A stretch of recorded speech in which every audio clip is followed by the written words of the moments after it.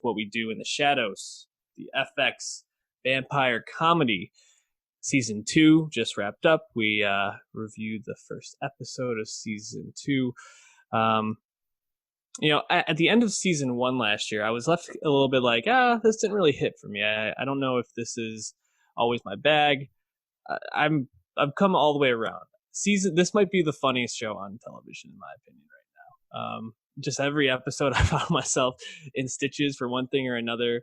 I think Colin might be my favorite character on television right now. It's just like so pointed to like the worst type of people in society, and just some great cameos from people this season as well. So a lot to like. How are you feeling about season 2? Yeah, I agree. I think especially as some of the more lauded HBO comedies this year have, or in the recent past, have concluded their runs. What We Do in the Shadows has kind of stepped up as being like the kind of top of the comedy thrill, and I really hope this gets some major Emmy love in a field that has lost stuff like Veep and Modern Family of recent. So yeah, it's just hilarious. I think what really stands out to me is I continue to get amazed by how clever some of the jokes are and the scenarios that get set up, and it's like sometimes I'd be like, all right, well, like vampires being in present day and not understanding how society works, that'll eventually get old and rote, right? Well, it hasn't yet. It's still really funny and really well done. And like season 1, it's a formula, a serialized nature that is just really easy to have cameos. And there's some really notable ones last year, of course, like Nick Kroll. And this year you get Craig Robinson, and I think Mark Hamill really stands out this season. And I think that's always a good thing for a comedy to have, because it can really keep the energy and keep the freshness while you have these low commitments that actors can make to your show, showing up for a day or two of work. So that's awesome. And yeah, man, like it's just some funny shit. Like I think episode 3 really stood out to me. The superb owl.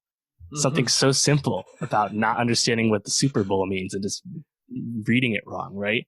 Yeah. And on top of that, you have Nadja actually having a relationship with the old grandma, the old mom of the neighbor, because again, she's lived so long that she's actually been alive for this person's whole life. And it's like, oh wow, such a simple concept that is once again ripe for really great comedy.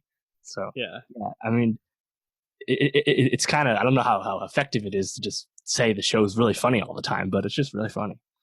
Yeah, there were so many moments this season. Like I mentioned, Colin, the episode where he gets the promotion, I think it's episode 5, and his powers just keep growing. Oh my god, it's so funny how like he gets promoted, he's like worried about it, and then he finds out that being promoted, everybody has to cater to him and like react to his jokes. He's able to suck more of the energy from people. So good.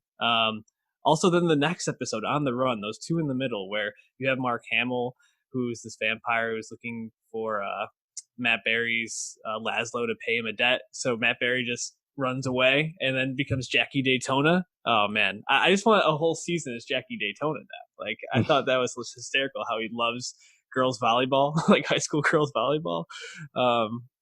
Man, I just love those 2 episodes, and so many of them. And everybody, I think it's moments to shine. I thought the witches episode was also really funny near the end of the season.